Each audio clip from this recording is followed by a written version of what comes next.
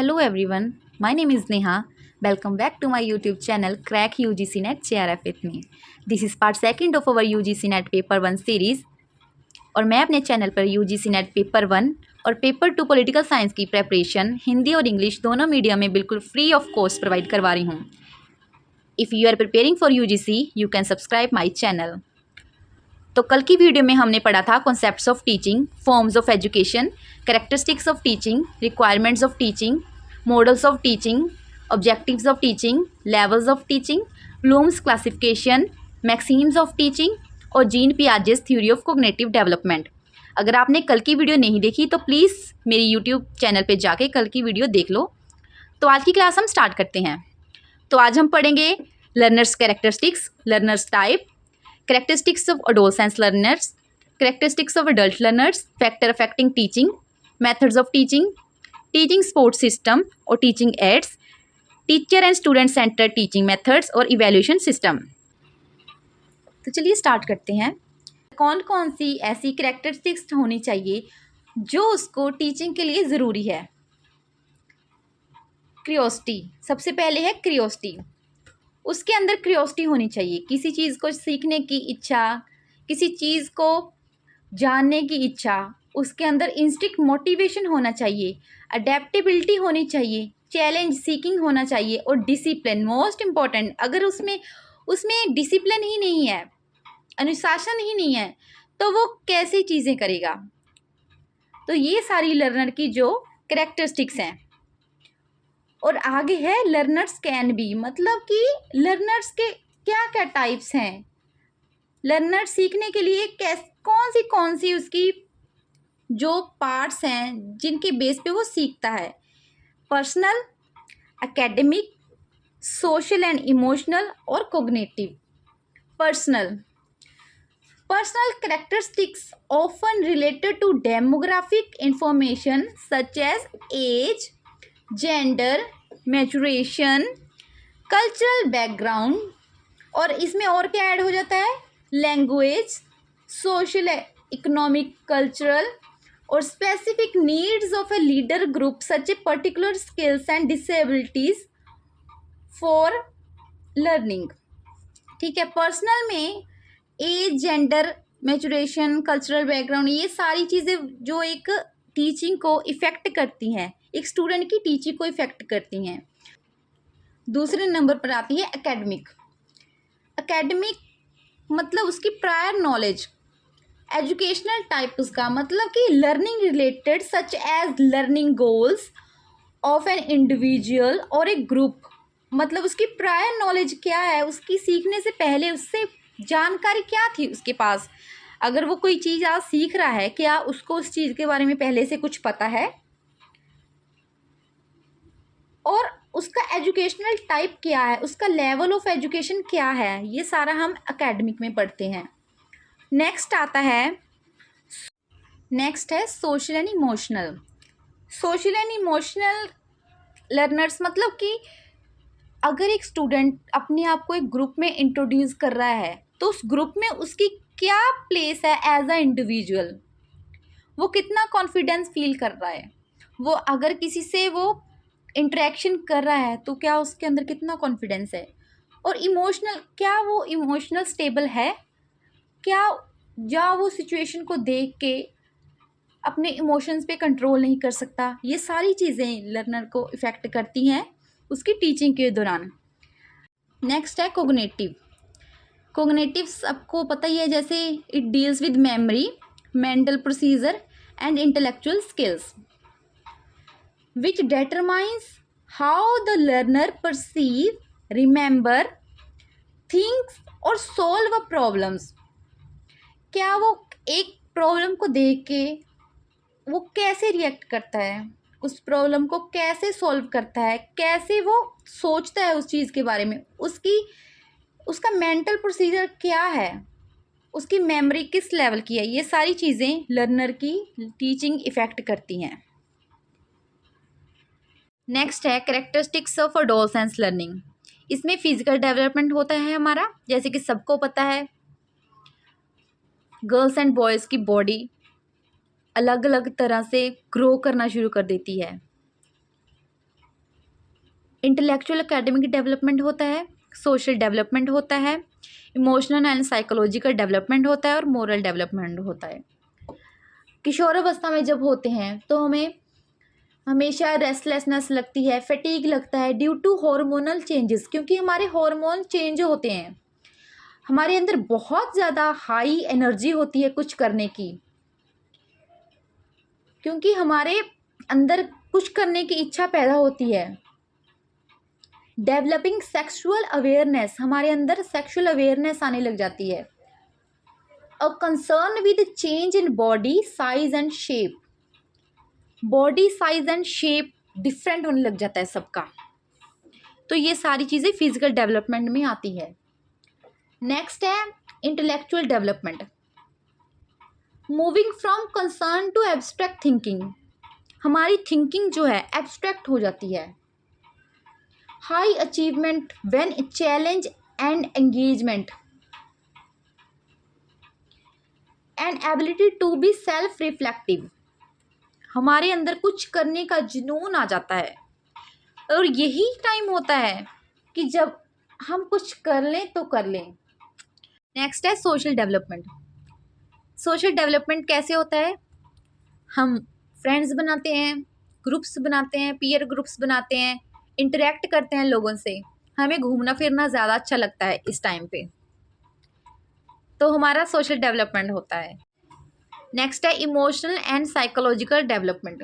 हमारा इमोशनल, हमारे emotions control नहीं रहते इस टाइम पे, स्टेबिलिटी नहीं होती हमारे अंदर इमोशंस को लेके, जिससे हमारा साइकोलॉजिकल डेवलपमेंट होता है। हम साइकोलॉजिकली, हम दिमाग में अगर कोई चीज़ हम पर्सपेक्टिव बना लें एक चीज़ को लेके, तो हमें लगता है वो चीज़ वैसी ही है।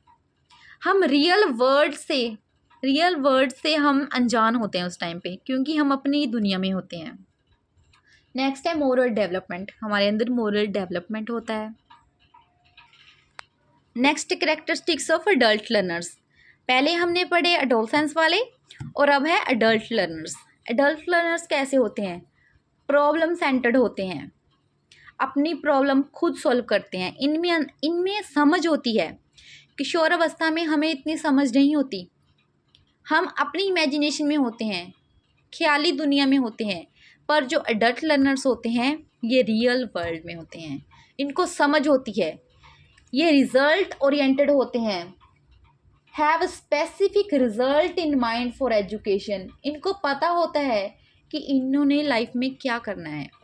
सेल्फ डायरेक्ट होते हैं ये, not depend on others for direction, ये सेल्फ डायरेक्ट होते हैं। Accept responsibility for their own learning, seek education that relates or apply directly to their perceived needs, that is timely and appropriate for their current lives। इनको पता है कि present time में इनको क्या ज़रूरत है, क्या इनको करना चाहिए, इनको सब पता होता है, क्योंकि ये प्रॉब्लम सेंटर्ड होते हैं, रिजल्ट ओरिएंटेड होते हैं और सेल्फ डायरेक्टेड होते हैं। ये अडल्ट लर्नर्स होते हैं। Next, factor affecting teaching, teaching को क्या क्या फैक्टर इफेक्ट करते हैं? हमने पहले तो कैरेक्टरिस्टिक्स पढ़ ली एडोलसेंस लर्नर्स और एडल्ट लर्नर्स की। अब टीचिंग को कौन से फैक्टर अफेक्ट करते हैं? तो factor affecting related to teacher, teaching को कौन से फैक्टर इफेक्ट करते हैं? Related to teacher, student, support material, subject matter और methods of education. Factor related to environment and institution, हम आगे ये पढ़ेंगे। Factor related to teacher, teacher के क्या क्या फैक्टर जो हैं जो रिलेट करते हैं टीचर की टीचिंग के लिए, कौन से फैक्टर इफेक्ट करते हैं? सबसे पहले है सब्जेक्ट नॉलेज, क्या उस टीचर को उस सब्जेक्ट के बारे में नॉलेज है? अगर उसको ही नॉलेज नहीं है तो वो स्टूडेंट्स को कैसे सिखाएगा? टीचर को सबसे पहले नॉलेज होनी चाहिए उस सब्जेक्ट की, जो सब्जेक्ट वो टीच कर रहा है। उसके बाद उसको नॉलेज ऑफ लर्नर्स, अपने स्टूडेंट के बारे में भी पता होना चाहिए कि मेरे स्टूडेंट की प्रायर नॉलेज क्या है, उसको इस चीज़ के बारे में पहले से कितना आता है और उसकी कमियां, उसकी खूबियां क्या है, ये भी एक टीचर को पता होना चाहिए। उसके अंदर टीचिंग स्किल्स होनी चाहिए। कई बार टीचर को नॉलेज तो होती है बट उसका पढ़ाने का तरीका सही नहीं होता, जिससे बच्चे को समझ नहीं आता। इसलिए टीचर को बच्चे की नीड्स के अकॉर्डिंग अपनी टीचिंग मेथड्स भी चेंज करने चाहिए। फ्रेंडलीनेस एंड अप्रोचेबिलिटी, उसका नेचर फ्रेंडलीनेस होना चाहिए, वो बच्चों से अच्छे से बात करता हो। आपने अपने स्कूल कॉलेजेस में देखा होगा कि जो टीचर बच्चों से एकदम हंस के, एकदम फ्रेंड के जैसे बात करते हैं, तो बच्चों का मन भी पड़ता है कि वही टीचर हमारी क्लास लगाए, हम उससे पढ़ें। तो एक टीचर के अंदर ये चीज़ होनी चाहिए। उसकी पर्सनैलिटी, उसका बिहेवियर, उसकी पर्सनैलिटी भी टीचर वाली होनी चाहिए, उसका बिहेवियर भी सही होना चाहिए। Level of adjustment and mental health, कई बार टीचर को बहुत जगह पे एडजस्टमेंट करनी पड़ती है। क्लास में बहुत सारे बच्चे ऐसे होते हैं कि जिनको एक बार ही समझाने पे सब कुछ समझ आ जाता है, लेकिन 2-4 बच्चे ऐसे होते हैं जिनका मेंटल लेवल बाकी बच्चों से थोड़ा कम होता है। तो वो टीचर को उनसे अच्छे से पेश आना चाहिए। वहाँ पे टीचर को एडजस्टमेंट करनी पड़ती है। वो जितनी बार पूछेंगे उनको उतनी बार समझाना पड़ेगा जब तक उनको कुछ समझ ना आए। तो टीचर को भी एडजस्टमेंट करनी पड़ती है। और मोस्ट इम्पॉर्टेंट, डिसिप्लिन।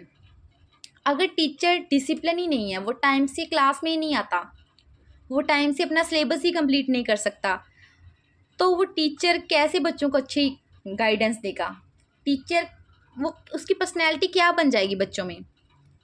तो इसलिए टीचर डिसिप्लिन भी होना चाहिए, उसको सब्जेक्ट की नॉलेज भी होनी चाहिए, नॉलेज उसको लर्नर्स की भी होनी चाहिए, उसके अंदर टीचिंग स्किल्स होनी चाहिए, उसका नेचर फ्रेंडलीनेस होना चाहिए, अप्रोचेबिलिटी होनी चाहिए कि बच्चे उसको कुछ भी, बच्चे अगर पूछ रहे हैं अप्रोच कर सकें, उनको बिजी नहीं रहना चाहिए हर टाइम। वो बच्चे क्वेश्चन पूछने आए, टीचर बोल दे बाद में आना, ये चीज़ मैटर नहीं करती, ये चीज़ ऐसी नहीं होनी चाहिए। और आगे उसकी पर्सनैलिटी अच्छी होनी चाहिए, उसका बिहेवियर स्टूडेंट के प्रति बहुत अच्छा होना चाहिए, लेवल ऑफ एडजस्टमेंट होना चाहिए, उसका खुद का मेंटल हेल्थ भी बहुत ज़रूरी है। अगर मेंटली वो खुद ही हेल्दी नहीं है तो बच्चों को कैसे वो पढ़ा सकता है?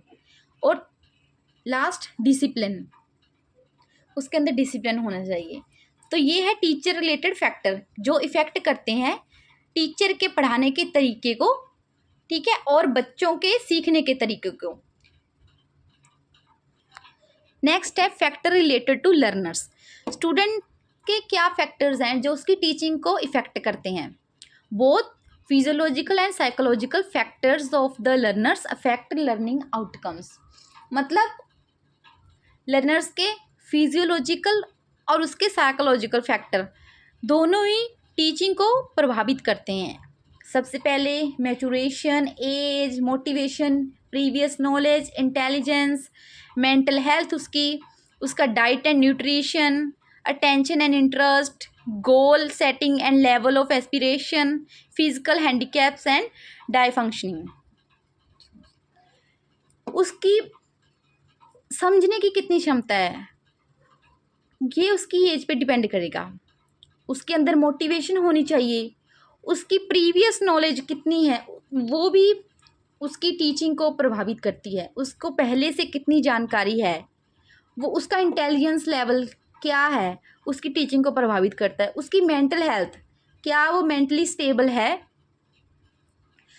ये सब चीज़ें उसकी टीचिंग को प्रभावित करती हैं। उसका डाइट एंड न्यूट्रिशन, ये बहुत बहुत इम्पोर्टेंट है आज के टाइम में।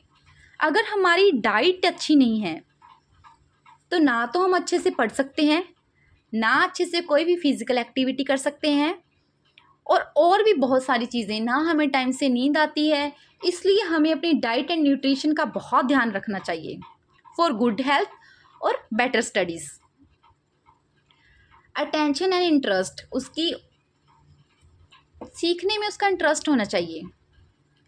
उसके अंदर गोल होना चाहिए कि मुझे लाइफ में ये करना है। अगर उसका लाइफ में गोल ही नहीं है कि मुझे ये चीज़ करनी है तो वो क्यों ही पढ़ेगा? उसके अंदर गोल सेटिंग होनी चाहिए कि मुझे लाइफ में कुछ करना है। और अगर वो फिज़िकली हैंडीकैप्ड है तो ये भी बहुत चीज़ें हैं रिलेटेड जो एक बच्चे के पढ़ने के तरीके को, उसकी टीचिंग को इफ़ेक्ट करते हैं। नेक्स्ट है factor related to the subject matter. Subject matter related कौन से फैक्टर्स हैं जो एक टीचर और स्टूडेंट को प्रभावित करते हैं? The difficulty of the task, कोई भी टास्क जो स्टूडेंट को दिया गया है वो कितना डिफ़िकल्ट है, कितना ईजी है, ये चीज़ बहुत मैटर करती है। हमने पिछली वीडियो में पढ़ाया था जैसे मैंने कि हमेशा जो एक टीचर को कैसे सिखाना चाहिए, हमेशा ईजी टू डिफ़िकल्ट, हमेशा ईजी टू डिफ़िकल्ट सिखाना चाहिए बच्चे को। अगर पहले ही वो डिफ़िकल्ट टास्क दे देगा तो वो पहले ही बच्चा हार मान जाएगा। अगर उसको पहले इजी टास्क दिए जाएंगे तो बच्चे के अंदर कॉन्फिडेंस आएगा, जिससे कि वो उसके अंदर कॉन्फिडेंस होगा और आगे आगे उसकी क्यूरोसिटी होगी कि मुझे अगला टास्क भी कंप्लीट करना है। तो पहले हम सिंपल टू डिफ़िकल्ट, उसके बाद length of the task, length भी टास्क की बहुत मैटर करती है। वही पहले हमें छोटा टास्क देना चाहिए, उसके बाद बड़ा टास्क देना चाहिए। मीनिंगफुलनेस ऑफ द टास्क, अगर हम ऐसे टास्क देते रहे उसका कोई मीनिंग ही नहीं है तो वो भी चीज़ सही नहीं होगी। ऑर्गेनाइज मटेरियल होना चाहिए उस टास्क के लिए अवेलेबल। टीचर को पूरी हेल्प करनी चाहिए स्टूडेंट की कि वो अपने टास्क को कंप्लीट कर सके। और एक और कॉन्सेप्ट जो है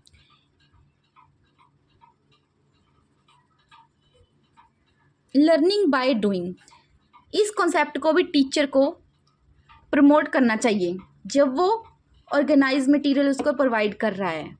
बच्चे के अंदर ये चीज़ प्रमोट करनी चाहिए कि वो खुद से सेल्फ कॉन्फिडेंस से ये चीज़ करे। लाइफ लर्निंग, अगर उस टास्क से बच्चे को कुछ सीखने को नहीं मिलता तो वो टास्क का कोई मीनिंग ही नहीं है। उससे बच्चे को लाइफ में कुछ ना कुछ सीखने को मिलना चाहिए। ऐसे टास्क एक टीचर को बच्चे को प्रोवाइड करवाने चाहिए।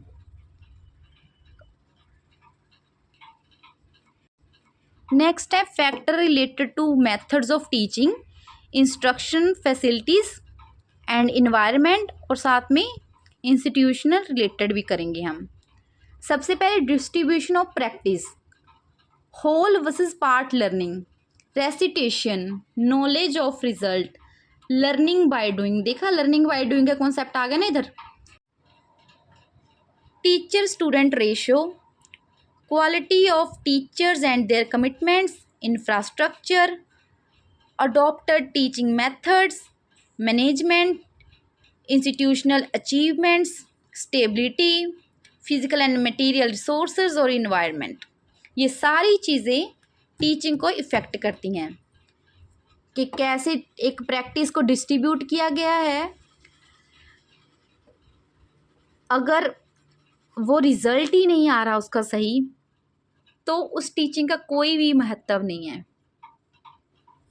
एक अगर हम इंस्टीट्यूट की बात करें तो उसी इंस्टीट्यूट में अच्छे से पढ़ाई हो सकती है, बच्चा उसमें अच्छे से पढ़ सकता है जिसमें स्टूडेंट टीचर का रेशो बहुत सही हो। फॉर एग्ज़ाम्पल एक टीचर है और उसके पास 20 स्टूडेंट है, ये राइट रेशियो है। और अगर एक टीचर है उसके पास 100 बच्चे हैं तो वो एक एक बच्चे की कैसे प्रॉब्लम सॉल्व करेगा? ये कोई भी बच्चा ही नहीं अच्छे से पढ़ सकता। फिर टीचर ये है आके लेक्चर देगा और चला जाएगा, ना टीचर को स्टूडेंट से मतलब होगा ना स्टूडेंट को टीचर से मतलब होगा। ये चीज़ तो बिल्कुल गलत है ना, ऐसा नहीं होना चाहिए। Quality of teacher and their commitments, teacher की क्वालिटी बहुत मैटर करती है और उसकी कमिटमेंट, टीचर की कमिटमेंट। अगर टीचर अपनी बोली गई बात पे ही खरा नहीं उतर रहा तो वो कैसे बच्चों के लिए एक एग्ज़ाम्पल सेट करेगा? दूसरा है इंफ्रास्ट्रक्चर, अगर एक इंस्टीट्यूट का इंफ्रास्ट्रक्चर सही नहीं है, बैठने के लिए अच्छे से अरेंजमेंट नहीं है, बच्चों के पास चेयर नहीं है, कुर्सी नहीं है, ये सारी चीज़ें बहुत इम्पैक्ट करती हैं टीचिंग को। उसके बाद अडॉप्टेड टीचिंग मेथड क्या यूज़ किए जा रहे हैं बच्चे को पढ़ाने के लिए, वो चीज़ बहुत मैटर करती है। मैनेजमेंट सही से हो रहा है एक इंस्टीट्यूट में, बच्चों के लिए डिवाइड किए हुए हैं बच्चे, इस इतनी क्लास में इतने बच्चे होंगे, वो चीज़।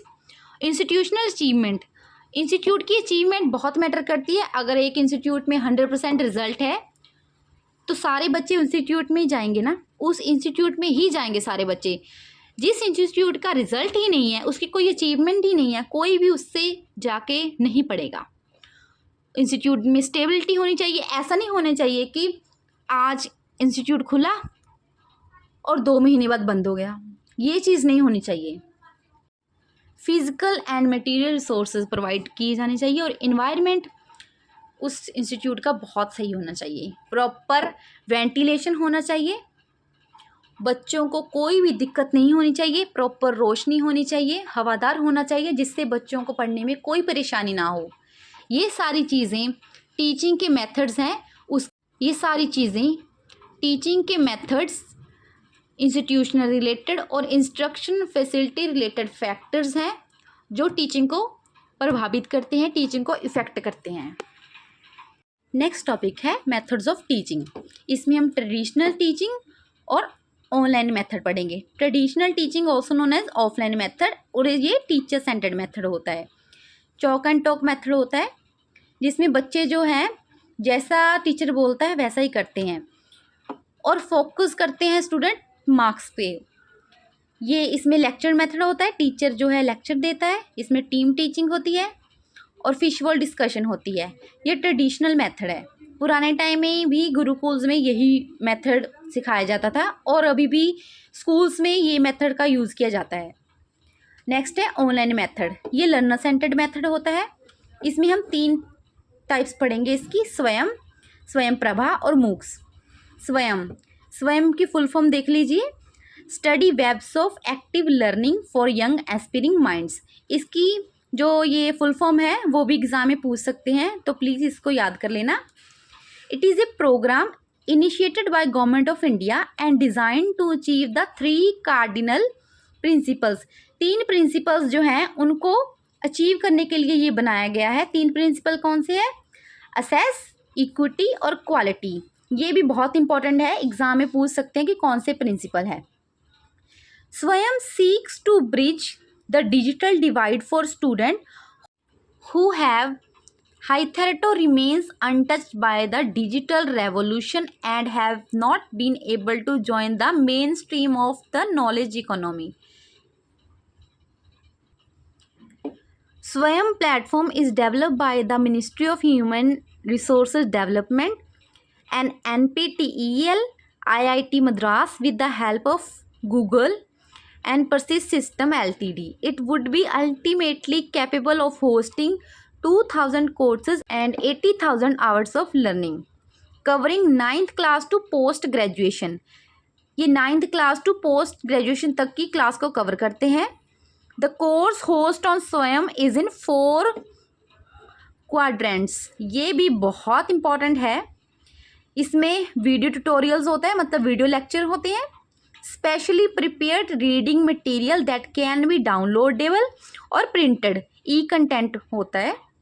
सेल्फ असेसमेंट टेस्ट होते हैं, जैसे क्विज़ वगैरह कर सकते हैं हम online. And online discussion forum for clearing the doubts.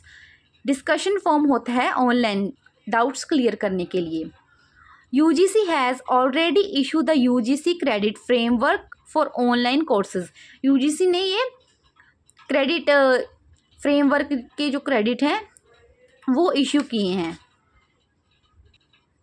Next है Swayam Prabha, initiative of the ministry of human resources development to provide 32 high quality educational channels. कितने channels? 32 high quality educational channels through DTH, मतलब direct to home, primarily aimed at making quality learning resources accessible to remote area where internet availability is still a challenge। मतलब यहाँ जहाँ पर internet quality एक challenge है, वहाँ पे ये ये जो स्वयं प्रभा है वो टीवी चैनल के through 32 high quality educational channel provide करता है डायरेक्ट टू होम। कहाँ पे? रिमोट एरियाज में। The DTH channel using GSAT-15 satellite for programme telecast. The Swayam Prabha has new content every day for at least 4 hours, which would be repeated 5 more times in a day, allowing the students to choose time for their convenience. The content are provided by NPTEL, IITs, UGC, IGNOU, NCERT and NIOS. The InfluBNet, इसकी क्या full form है? Information and library network. इसकी full form है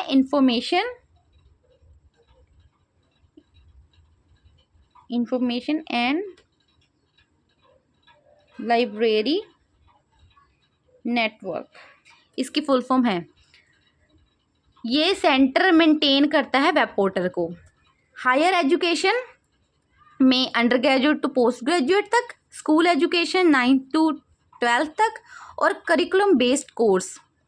assistant student 11th और 12th जो student होते हैं 11th और 12th के, उनको कॉम्पिटिटिव जो एग्ज़ाम्स होते हैं उनके लिए प्रिपेयर करता है ये स्वयं प्रभा। आगे है मूक्स। मूक की फुल फॉर्म है मैसिव ओपन ऑनलाइन कोर्स। ये PYQ है। मूक की जो फुल फॉर्म है वो पेपर 1 में पूछी गई थी, ये इम्पोर्टेंट है। ये recent progression in distance education. The concept of MOOCs originated in 2008 among the open educational resources। इसमें नो ट्यूशन फीस, मतलब कोई ट्यूशन फीस नहीं होती इसमें। ये इम्पोर्टेंट चीज़ है कि पूछ लेते हैं कभी कि फर्स्ट डिस्टेंस जो यूनिवर्सिटी बनी थी इंडिया में वो कौन सी थी, तो कौन सी है? BR Ambedkar open university. कब बनी थी? 26 अगस्त 1982। और ये IGNOU Indira Gandhi national open university, ये भी इम्पॉर्टेंट है। ये 20 सितंबर 1985 को बनी थी। ठीक है। उसके बाद जो मैंने पीछे नाम बोले थे NPTEL, IIT, UGC, ये क्या हैं? ये they provide top educational content and set rules for learning. ये इनिशिएटिव जो है एजुकेशनल कंटेंट प्रोवाइड करवाते हैं टॉप और लर्निंग के लिए रूल सेट करवाते हैं। NPTEL, ये फुल फॉर्म याद कर लेना एग्ज़ाम के पर्सपेक्टिव के, ये फुल फॉर्म्स देख लेना एग्ज़ाम के पर्सपेक्टिव से, बहुत इंपॉर्टेंट है। NPTEL national programme on technology enhance learning. IIT Indian institution of technology. UGC university grant commission. NCERT national council of educational research and training. NIOS national institute of open schooling. ये याद कर लेना। Next topic है teaching support system और teaching aids. ये क्या होता है? Teaching support system also called teaching aids is something teacher use in their class to help student to improve reading and other skills, reinforce an ability और to make learning fun। मतलब teaching ads ऐसी चीज़ है जो एक teacher अपनी class के अंदर use करता है ताकि जो स्टूडेंट्स हैं उनके अंदर reading skills, learning skills and other skills जो इम्प्रूव हो सके और लर्निंग ईजी और फनियर हो सके ताकि बच्चे अच्छे से सीखें। तो इसकी ज़रूरत क्या है टीचिंग एड्स की? Every individual has tendency to forget. Proper use of teaching aids help to retain more concept. Student can learn better when they are motivated properly through different teaching. Teaching aids develop the proper image when the students see, hear, taste and smell. Teaching aids provide a complete example of conceptual teaching. Teaching ads create an environment for interest for student. मतलब ऐसे हम चीज़ें use करते हैं अपनी teaching में जिससे बच्चा अच्छे से सीखता है, उसके अंदर क्यूरियोसिटी पैदा होती है। क्योंकि कई बार हमें सुन के कोई चीज़ याद नहीं रहती, अगर हम वो चीज़ अपनी आँखों से देख लेते हैं तो हमें वो याद रहती है। इसलिए अब हम देखेंगे ट्रेडिशनल सपोर्ट सिस्टम कौन से थे। Traditional teaching aids are black board, text book, chart, pictures, posters, map, globes, flash cards, flip cards, worksheets, science lab, materials, models, quizzes, story telling, one act play, dictionaries, learning toy etcetera. ये सारी चीज़ें हमने अपने schools में use कर रखी हैं जिससे हम अच्छे सीखते थे। For example one act play है, अगर वन एक्ट प्ले हो रहा है तो हमें देख के समझ आ जाता है, याद रहती है वो चीज़। अगर हम ऐसे ही नॉर्मल पढ़े वो चीज़, एक्ट है कोई हमारी बुक में दे रखा, तो हमें इतना इंटरेस्ट नहीं होगा, जबकि हमें देखते टाइम बहुत इंटरेस्ट से हम देखेंगे। फॉर एग्ज़ाम्पल हमें सॉन्ग होते हैं जो हमें गाने हैं वो बहुत जल्दी याद हो जाते हैं। क्यों? क्योंकि हम इंटरेस्ट से सुनते हैं वो, क्योंकि उसमें पिक्चर होती है। इसी तरह से ये सारी टीचिंग एड्स है जो हेल्प करती है स्टडी को ईजियर, फनियर और बच्चे की जो टीचिंग है, उसकी लर्निंग है, उसको इम्प्रूव करने के लिए। नेक्स्ट है मॉडर्न टीचिंग एड्स। ये includes computer, internet surfing, laptops, electronic notebooks, e readers, computer educational games, online dictionaries, talking dictionaries, online test, online e books, audio video teaching aids for learning, power point slides, educational CDs and DVDs, projectors, white boards also called smart boards. देखो पहले schools में, सारे schools में black board होते थे और अब change हो गए हैं, अब वाइट बोर्ड आ गए हैं। जिन पहले स्कूल्स में ब्लैक बोर्ड होते थे, अब वाइट बोर्ड आ गए हैं, ग्रीन बोर्ड आ गए हैं, जिसके ऊपर हम मार्कर से लिखते हैं। पहले हम चॉक का यूज़ करते थे। तो ये मॉडर्न टीचिंग एड है। ये सारी चीज़ें जो है ये मॉडर्न टीचिंग एड्स में आती हैं। नेक्स्ट है information and communication technology, ICT based teaching ads.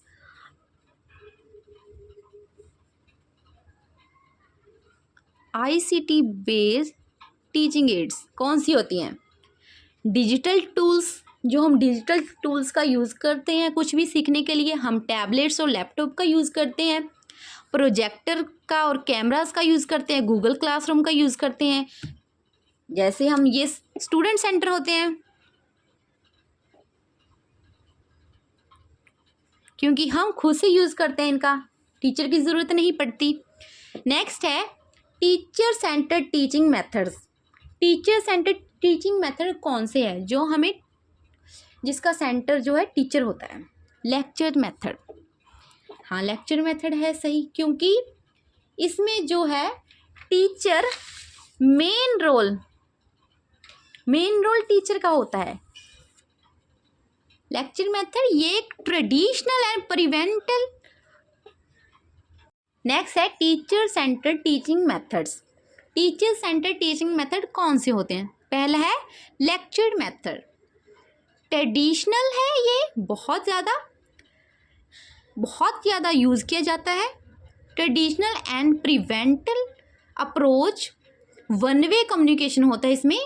Teacher का रोल जो है एक्टिव होता है। अगली है क्वेश्चन आंसर टेक्निक। ये एक टीचिंग स्ट्रेटजी है जो कि स्टूडेंट में एक्टिव लर्निंग इंगेज करती है और इसके थ्रू हम स्टूडेंट्स में क्रिटिकली थिंकिंग और पार्टिसिपेशन जो है, एक्टिवली वो पार्टिसिपेट करें लर्निंग प्रोसेस में। तभी हम, जब टीचर कोई पढ़ाते पढ़ाते बच्चों से क्वेश्चंस पूछता है तो वो क्या है, एक एक्टिव टीचिंग होती है जिसमें बच्चे पार्टिसिपेट करते हैं एक्टिवली। और एक्टिवली टीचिंग में पार्टिसिपेट करने के लिए एक्टिवली लिसनिंग भी ज़रूरी है। ठीक है। अगला है team teaching method. Team teaching method मतलब टीम्स के थ्रू। नेक्स्ट है mix groups teaching. Mix group teaching मतलब अलग अलग ग्रुप्स को, स्मॉल्स और बिग ग्रुप्स को, स्मॉल्स एंड लार्ज ग्रुप्स को कंबाइन करके टीचिंग करना। ग्रुप डिस्कशन, क्लास में जब टीचर ग्रुप डिस्कशन के लिए कोई टॉपिक वगैरह दे देता है। फिश बॉल डिस्कशन, ये टीचर और स्टूडेंट सेंटर दोनों होता है। इसमें जो है एक small group participants sit in a circle with a large group, guide and cooperate the discussion to stay on point, encourage all member to participate, supporting shy individual. Fish bowl में जो है स्मॉल ग्रुप्स को large group के साथ बिठा दिया जाता है, क्योंकि जो फिर उसमें शाई इंडिविजुअल होगा उसको भी पार्टिसिपेट करना पड़ेगा। नेक्स्ट है सेमिनार। आगे ट्यूटोरियल्स फॉर स्पेसिफिक सब्जेक्ट और टास्क, ट्यूटोरियल्स होता है वो।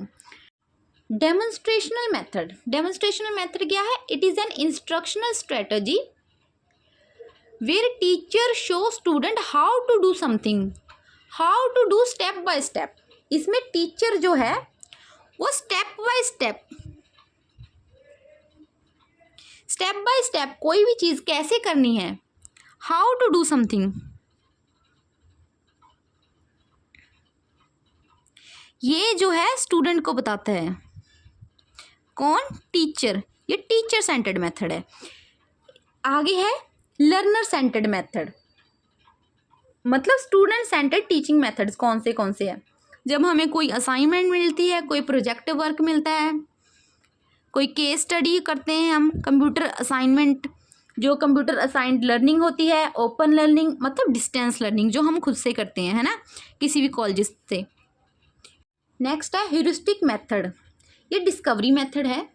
अ student centred discovery learning approach, it encourage student to solve problem independently through exploration, trial and error and reasoning, while the teacher acts only as a guide. मतलब teacher एक guide के तरह act करता है। Student जो है वो discovery करते हैं किसी भी प्रॉब्लम की और उसका सोल्यूशन करते हैं इंडिपेंडेंटली। उसके बाद है ब्रेनस्टॉर्मिंग। ब्रेनस्टॉर्मिंग क्या है? ब्रेनस्टॉर्मिंग ये क्या है? कोलैबोरेटिव है, ये स्टूडेंट सेंटर स्ट्रेटजी है where learner generate spontaneous ideas to solve a problem और एक्सप्लोर अ टॉपिक। ठीक है, उसे हम ब्रेनस्टॉर्मिंग कहते हैं।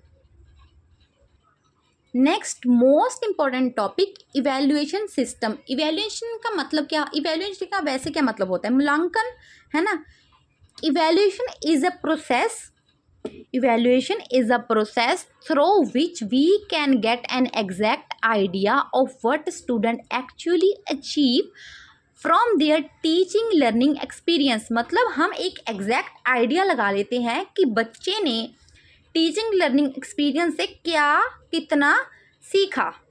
ठीक है, इसकी 4 टाइप्स होती हैं, प्लेसमेंट, फॉर्मेटिव, डायग्नोस्टिक और समेटिव। तो हम सबसे पहले करेंगे placement evaluation. Done at the beginning of the instruction in a given subject area. सबसे पहले ये इंपॉर्टेंट चीज़ है, ये कहाँ होता है? स्टार्टिंग में, ये स्टार्टिंग में होती है प्लेसमेंट। ठीक है, the main purpose is to check the attitude of a candidate for the course और subject. This is also done to see the knowledge base of student, and a teacher can start discussion keeping that in view। ये starting में होती है check करने के लिए कि student को पहले से कितनी नॉलेज है, कितना उसको किसी चीज़ के बारे में पता है। ठीक है, एग्जाम्पल, जब हमारे एंट्रेंस एग्ज़ाम होते हैं, एंट्रेंस एग्ज़ाम होते हैं ना हमारे, तो वो प्लेसमेंट इवैल्यूएशन में आएगा। नेक्स्ट है formative evaluation.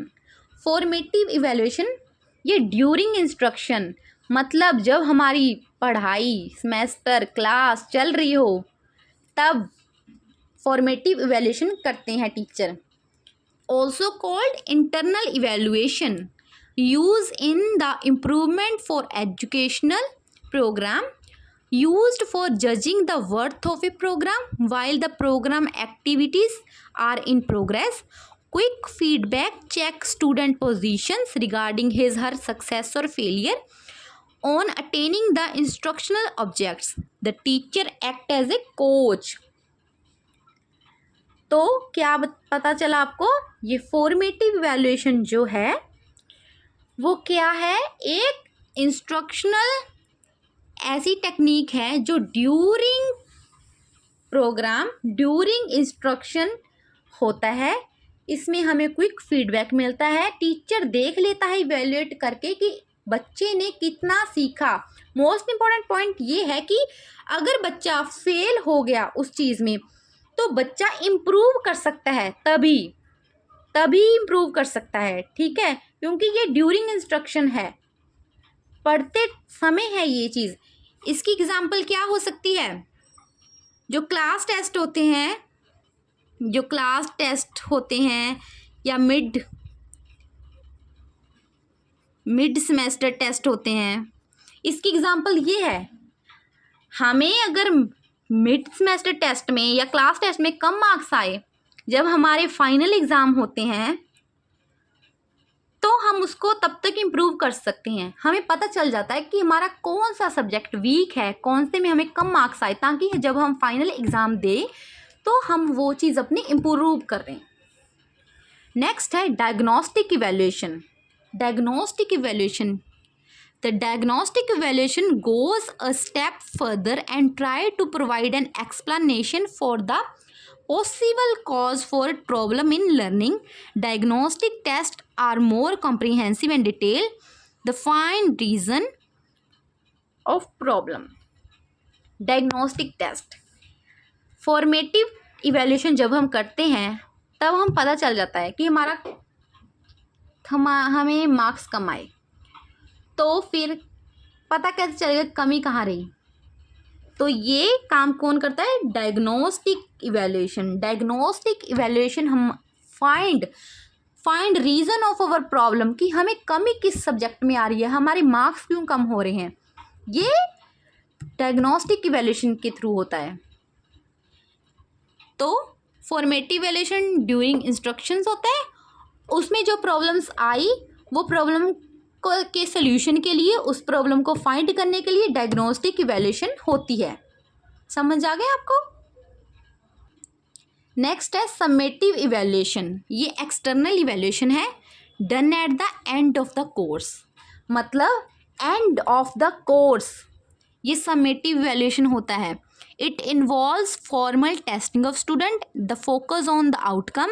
It show how good or how satisfactory the student is in accomplishing the objectivity of instruction. मतलब जब हमारी सेमेस्टर ख़त्म हो जाता है उसके बाद जो एग्ज़ाम होते हैं उनका जो इवैल्यूएशन होता है, जो तब हमें इवैल्यूएट करते हैं उस चीज़ को, किससे होता है, वो समेटिव इवैल्यूएशन से होता है, क्योंकि ये आउटकम पर फोकस करता है कि एक स्टूडेंट ने कितना अच्छा और कितना कम सीखा अपनी इंस्ट्रक्शन के टाइम पे। फॉर एग्ज़ाम्पल एनुअल एग्ज़ाम्स जो होते हैं और जो हमारे फाइनल एग्ज़ाम्स होते हैं, ये अगर यहाँ पे कमी रह गई तो हम उसको चेंज नहीं कर सकते, क्योंकि वो तो हमारा फिर हो चुका फाइनल। फॉर्मेटिव में हम कर सकते थे इम्प्रूव, पर यहाँ पे नहीं कर सकते क्योंकि ये फाइनल इवैल्यूएशन होती है। उसके बाद आती है norm referenced evaluation. It is a type of evaluation in which the performance of students is measured by comparing the relationship with hypothetically average student. Norm referenced testing requires a clearly defined group one's performance compare with others. Norm reference जो evaluation होती है वो ऐसी evaluation है जिसमें हम एक student की जो परफॉर्मेंस है उसका कंपैरिजन हम अदर स्टूडेंट से करते हैं। मतलब कि एक स्टूडेंट ने कितने मार्क्स ऑब्टेन किए उसका कंपैरिजन हम दूसरे स्टूडेंट से करते हैं, ठीक है। ये इवैल्यूएशन जो है नॉर्म रेफरेंस्ड इवैल्यूएशन है। और ये PYQ भी है कि एग्ज़ाम में पूछा गया था कि एक स्टूडेंट की performance compare with other students, ये कौन सी इवैल्यूएशन के थ्रू होता है, ये नॉर्म रेफरेंस्ड इवैल्यूएशन के थ्रू होता है। नेक्स्ट है क्राइटेरिया रेफरेंस्ड इवैल्यूएशन। नाम से ही आपको पता चल रहा होगा, क्राइटेरिया मतलब पहले से ही एक क्राइटेरिया सेट कर लिया जाता है, उसके अकॉर्डिंग इवैल्यूएशन होती है। In this test the performance of a student is measure against a predetermined learning standard. These tests are extensively used in higher education. मतलब पहले से ही हम प्री डिटरमाइन कर लेते हैं। फॉर एग्ज़ाम्पल किसी ने 10 में से 10 नंबर लिए, हम बोलते हैं वाओ एक्सीलेंट, एक्सीलेंट काम किया। जिसने 10 में से 8 ले लिए वो गुड है, जिसने 10 में से 2 नंबर लिए वो पुअर है। ठीक है, हम क्राइटेरिया सेट कर लेते हैं एक। नेक्स्ट है classification of evaluation techniques, quantitative techniques और क्वालिटेटिव टेक्निक्स। क्वांटिटेटिव टेक्निक्स में हम डाटा जो है नंबर्स और वर्ड्स में ले सकते हैं, और क्वालिटेटिव्स में ऐसा नहीं होता। ठीक है, क्वांटिटेटिव में कौन सी टेक्निक्स आती हैं? रिटन टेस्ट आते हैं, ओरल टेस्ट आते हैं, प्रैक्टिकल एग्ज़ाम्स आते हैं। और क्वालिटेटिव्स में हम ऑब्जर्वेशन करते हैं, इंटरव्यू लेते हैं, चेकलिस्ट होते हैं, रेटिंग स्केल्स होते हैं, कम्युलेटिव रिवॉर्ड्स होते हैं। ये सारे जो मेथड्स हैं, टेक्निक्स हैं, ये क्वांटिटेटिव की है, ये क्वालिटेटिव्स की है। अब मैं आपको कुछ इम्पॉर्टेंट टॉपिक्स करवाऊंगी, जैसे कि जो एग्ज़ाम के पर्सपेक्टिव से इम्पॉर्टेंट है। सबसे पहले ब्लेंडेड लर्निंग। वो पूछ सकते हैं कि ब्लेंडेड लर्निंग क्या होती है?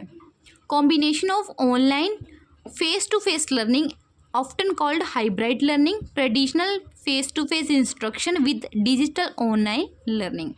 It allows students to engage with courses material at their own pace while still benefiting from real-time in-person support and collaboration from instructors and peers. मतलब blended learning क्या है? फेस टू फेस इंस्ट्रक्शंस और online learning जो हो digital learning होती है, और traditional जो लर्निंग होती है उसका मिक्सचर होता है, वो ब्लेंडेड लर्निंग है। सिर्फ इतना याद रखो कि फेस टू फेस लर्निंग और ऑनलाइन लर्निंग का मिक्सचर है ब्लेंडेड लर्निंग। नेक्स्ट है reflective teaching. It is A means of looking at what you do in the classroom, thinking about why you do it and thinking about if it works, a process of self-observation and evaluation. The purpose of doing it is to improve quality of teaching, problem और उसका solution. Reflective teaching is also seen as the attitude. Reflective teaching is also seen as the attitude of questioning the practice of teacher's profession. It also includes training, practice and feedback. Reflective teaching मतलब क्या है? ये self evaluation, self observation होती है, जिसमें हम देखते हैं कि मैं ये क्या क्यों कर रहा हूँ, मैं ये अगर मैंने ये चीज़ कर ली तो क्या होगा, अगर ये चीज़ हो गई तो क्या होगा। हम ये सेल्फ इवेल्युएशन करते हैं, इसमें हम प्रॉब्लम्स खुद ढूंढते हैं और उनका सोल्यूशन खुद निकालते हैं। ठीक है, ये है रिफ्लेक्टिव टीचिंग। नेक्स्ट कुछ इम्पॉर्टेंट स्टेटमेंट्स दे रखी है, आप इसको पढ़ना अच्छे से। Child is more important then all kind of books, ये किसने बोला? ये टैगोर ने बोला, रविंद्रनाथ टैगोर जी ने। Yoga as a method of education, ये स्वामी विवेकानंद जी ने बोला है। वो स्टेटमेंट दे के पूछ सकते हैं कि ये स्टेटमेंट किसकी है, तो ये इम्पॉर्टेंट है। द डॉक्ट्राइन ऑफ कर्मा, ये बुद्धिज़्म ने बोला है। हारमोनियस डेवलपमेंट ऑफ पर्सनैलिटी, ये महात्मा गांधी जी ने बोला है। इंटीग्रल एजुकेशन का कॉन्सेप्ट जो है औरोबिंदो जी ने दिया है। मिराम बाग, ये एक स्कूल है जो कि idea of free progress education के ऊपर बेस है, और ये औरोबिंदो जी ने दिया है। उसके बाद लर्निंग बाय डूइंग, इसको हम बोलते हैं प्रैग्मेटिज्म। उसके बाद एजुकेशन थ्रू इन्वायरमेंट, ये नेचुरलिज्म होता है। Realisation of truth, beauty and goodness, ये आइडियलिज्म है। उसके बाद बेसिक एजुकेशन है, वर्धा एजुकेशन, इसका कॉन्सेप्ट जो है महात्मा गांधी जी ने दिया था। 1937 में। उसके बाद मोस्ट इम्पोर्टेंट टॉपिक है choice based credit system. Choice based credit system क्या है? The CBC provide an opportunity for student to choose course from the prescribed course, core, elective, minor और स्किल बेस्ड कोर्स। मतलब जो CBC है वो क्या है? CBC ये UGC ने एक इनिशिएटिव लॉन्च किया था 2015-16 में, ताकि जो टीचिंग है वो ग्रेडिंग सिस्टम के ऊपर बेस हो सके। इसमें ये स्टूडेंट सेंट्रिक एजुकेशनल फ्रेमवर्क है। ये एक फ्लेक्सिबल अप्रोच है। इसमें 3 तरह के जो कोर्स इंक्लूड होते हैं, कोर, इलेक्टिव और स्किल बेस्ड। कौन से होते हैं? पहले कोर, दूसरे इलेक्टिव, तीसरे स्किल बेस्ड। ये 3 तरह के कोर्स होते हैं। कोर कोर्स कौन से होते हैं? कोर कोर्स वो होते हैं जो मैंडेटरी होते हैं, कुछ mandatory subjects that requires to complete a specific degree. मतलब कुछ ऐसे कोर्स होते हैं जो कंपलसरी होते हैं हमारी जो डिग्री है। कोर कोर्स मतलब mandatory subjects required to complete a specific degree. मतलब कुछ ऐसे मैंडेटरी सब्जेक्ट्स होते हैं जो हमारी डिग्री की कंप्लीशन के लिए ज़रूरी होते हैं। उसके बाद elective course specialise subject that allow student to explore advance topic और इंटरडिसिप्लिनरी एरियाज। मतलब इलेक्टिव कोर्स वो होते हैं जो एक स्पेशलाइज सब्जेक्ट होते हैं, जो स्टूडेंट्स को एडवांस टॉपिक एक्सप्लोर करने के लिए राइट्स देते हैं। मतलब उसको वो एरिया सिलेक्ट करने की अगर उसकी इच्छा है तो वो कर सकता है। एग्जाम्पल, अगर कोई साइंस का स्टूडेंट है, वो इकोनॉमिक्स पढ़ना चाहता है तो वो इस कोर्स के थ्रू पढ़ सकता है। अगर कोई आर्ट्स का स्टूडेंट है और वो मैथ्स पढ़ना चाहता है तो वो इस कोर्स के थ्रू पढ़ सकता है। उसके बाद आते हैं skill based course. Skill based course कौन से होते हैं?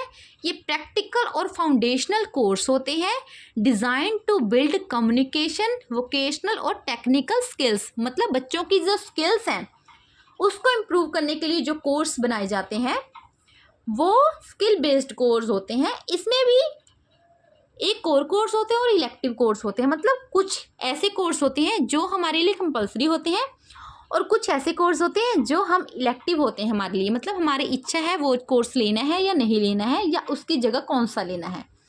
CBC है, इसमें चॉइस बेस होती है, मतलब मल्टीपल चॉइस होती है कोर्सेज़ की। आप किसी भी इंस्टीट्यूट में जाकर कोई भी कोर्स ज्वाइन कर सकते हैं। मल्टीपल एग्जिट्स और मल्टीपल एंट्रीज़ का ऑप्शन रहता है यहाँ पे। और सेमेस्टर वाइज होता है। Clear cut identification of duration of teacher learner engagement. मतलब एक पर्टिकुलर टाइम निश्चित होता है उस चीज़ के लिए। असेसमेंट होती है, कंटिन्यूअस एंड कॉम्प्रिहेंसिव इवैल्यूएशन होती है। और credit, number of instructional hours per week. ये चीज़ PYQ की है कि जो चॉइस बेस्ड क्रेडिट सिस्टम है उसमें जो है आवर्स पर वीक होता है, आवर पर डे होता है, आवर्स पर मंथ होता है। तो इसका आंसर है आवर्स पर वीक। ठीक है, ये चीज़ बहुत इंपॉर्टेंट है। उसके बाद इसमें ग्रेडिंग होती है transformation of actual marks secured by student in terms of letter grades. मतलब मैंने पहले ही बताया, इसमें marks got replace to grading. मतलब पहले हमारे नंबर आते थे कि इतने टोटल मार्क्स हैं, ऑब्टेन इतने किए, लेकिन अब हमारी ग्रेडिंग है। इसको A ग्रेड है या B ग्रेड है, C ग्रेड है, ये ग्रेडिंग सिस्टम है। ये इसके बारे में और ब्रीफ में पढ़ते हैं। Shift from teacher centric to student centred. मतलब ये चॉइस बेस्ड क्रेडिट सिस्टम के थ्रू जो लर्निंग है वो टीचर सेंट्रिक से स्टूडेंट सेंटर्ड की तरफ शिफ्ट हो गई है, क्योंकि स्टूडेंट अपनी मर्जी से कोई भी कोर्स जो है वो चूज़ कर सकते हैं। CBC make educational broad based at par with global standards. One can take credit by combining unique combinations. CBCS offers flexibility for students to study at different times and at different institution to complete one course. मतलब student अपनी मर्जी से different courses ले सकते हैं अलग अलग institution से।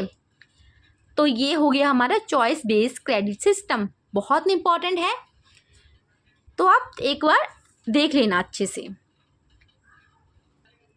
नेक्स्ट है inclusive teaching. Teacher make the student of different background to learn together in the same class. मतलब अलग अलग बैकग्राउंड्स के जो स्टूडेंट्स हैं उनको एक ही क्लास में टीच करना, वो है इंक्लूसिव लर्निंग। ये भी PYQ है, वहाँ पूछा गया था, डेफिनेशन पूछी गई थी कि इनमें से कौन सा सही है इंक्लूसिव टीचिंग। ठीक है, इंक्लूसिव टीचिंग मतलब डिफरेंट बैकग्राउंड्स के जो स्टूडेंट्स हैं उनको एक साथ पढ़ाना एक ही क्लास में। उसके बाद माइक्रो टीचिंग क्या है? Micro teaching is a teacher training technique for learning teaching skills. मतलब एक टीचर ट्रेनिंग टेक्निक है जो कि लर्निंग टीचिंग स्किल्स के लिए है। It employs real teaching situation for developing teaching skills and help to get deeper knowledge regarding the art of teaching.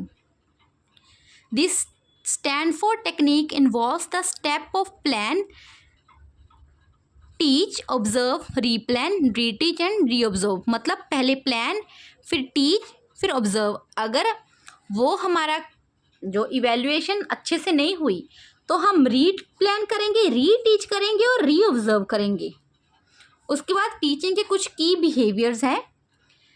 ये इसका मैंने जो है कि वो बनाया है याद करने के लिए, निमोनिक्स। लाइट्स निमोनिक्स है, आप इससे याद कर सकते हैं। जैसे लेसन क्लैरिटी, L से लेसन क्लैरिटी, I से इंस्ट्रक्शनल वैरायटी, T से टीचर टास्क ओरिएंटेशन, E से engagement in learning process, S से स्टूडेंट सक्सेस रेट। मतलब लेसन क्लैरिटी होनी चाहिए लेसन की, इंस्ट्रक्शनल वैरायटी होनी चाहिए, टीचर टास्क ओरिएंटेड होना चाहिए, इंगेजमेंट होनी चाहिए लर्निंग प्रोसेस में, और स्टूडेंट की सक्सेस रेट होनी चाहिए, स्टूडेंट को उस चीज़ में सक्सेस मिलनी चाहिए। तो आज हमने अपनी क्लास में ये सारे टॉपिक कंप्लीट किए, जिसमें हमने पढ़ा लर्नर्स करैक्टरिस्टिक्स, जिसमें हमने पढ़े थे पर्सनल, एकेडमिक और कोग्निटिव। पर्सनल में था एज वाला, एज, जेंडर और मैचुरेशन, लैंग्वेज, कल्चरल बैकग्राउंड्स, और एकेडमिक्स में learning related such as learning goals, individuals, knowledge and educational types, और कोग्निटिव जो थी मेमोरी, मेंटल और प्रोसीजर रिलेटेड थी। उसके बाद हमने लर्नर्स के टाइप्स पढ़े। उसके बाद हमने डोसेंस लर्नर्स पढ़े कि उसमें फिजिकल डेवलपमेंट होता है, उनका इंटेलेक्चुअल डेवलपमेंट होता है, उनका सोशल डेवलपमेंट होता है, इमोशनल डेवलपमेंट होता है, साइकोलॉजिकल डेवलपमेंट, मोरल डेवलपमेंट होता है उनका। उसके बाद हमने एडल्ट लर्नर्स पढ़े जो प्रॉब्लम सेंटर्ड होते हैं, रिजल्ट ओरिएंटेड होते हैं। ठीक है, उनका जो रिजल्ट पे स्पेसिफिक उनका माइंड जो है एजुकेशन की तरफ डाइवर्ट होता है, वो सेल्फ डायरेक्टेड होते हैं।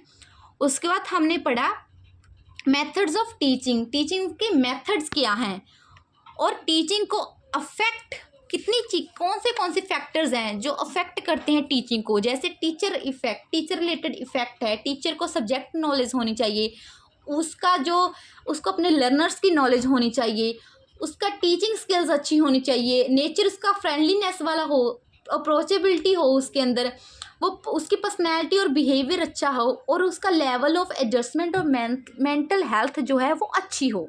उसके बाद हमने जो स्टूडेंट रिलेटेड फैक्टर्स थे वो हमने पढ़े। वो क्या थे?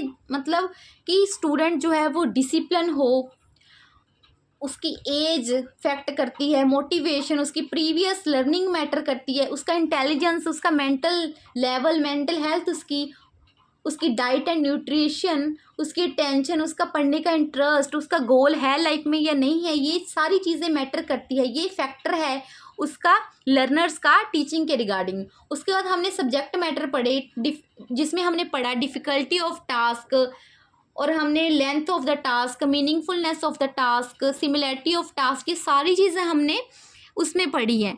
उसके बाद हमने पढ़े टीचिंग सपोर्ट सिस्टम, फिर हमने पढ़ा टीचर स्टूडेंट सेंटर्ड, फिर हमने पढ़ा teacher and student centred teaching methods पढ़े। उसके बाद हमने इवैल्यूएशन सिस्टम किया। इवैल्यूएशन सिस्टम कितने तरह का होता है? 4 तरह का। एक प्लेसमेंट इवैल्यूएशन सिस्टम जो स्टार्टिंग में होता है, कौन, उसके बाद फॉर्मेटिव इवैल्यूएशन जो ड्यूरिंग इंस्ट्रक्शंस होता है। उसके बाद डायग्नोस्टिक इवैल्यूएशन जो फाइंड प्रॉब्लम एंड सॉल्यूशन के लिए होता है। उसके बाद लास्ट में कौन सा था? समेटिव इवैल्यूएशन जो था एंड ऑफ द कोर्स। ये बहुत इंपॉर्टेंट टॉपिक्स हैं जो मैंने करवाए। मैं अपनी वीडियो में बहुत इंपॉर्टेंट टॉपिक्स कवर करवाती हूँ। तो प्लीज़ अगर आप यूजीसी नेट पेपर 1 और पेपर 2 पॉलिटिकल साइंस की प्रेपरेशन कर रहे हैं या करना चाहते हैं तो प्लीज़ मेरे चैनल को सब्सक्राइब कीजिए। आज हमारी यूनिट 1 जो कि पेपर 1 की यूनिट 1 है टीचिंग एप्टीट्यूड, वो हमारा कंप्लीट हो गया। मैंने जो मोस्ट इम्पॉर्टेंट टॉपिक्स हैं वो कवर किए हैं। अगर एक आधा टॉपिक छूट गया या कोई आपको समझ नहीं आया तो प्लीज़ मुझे कमेंट में बता दीजिए, मैं उसकी एक शॉर्ट वीडियो अपने चैनल पर डाल दूँगी। अगर मेरी वीडियो पसंद आई हो तो प्लीज़ वीडियो को लाइक करें और चैनल को सब्सक्राइब कीजिए for more videos and share it who prepare for UGC net. Thank you so much for watching.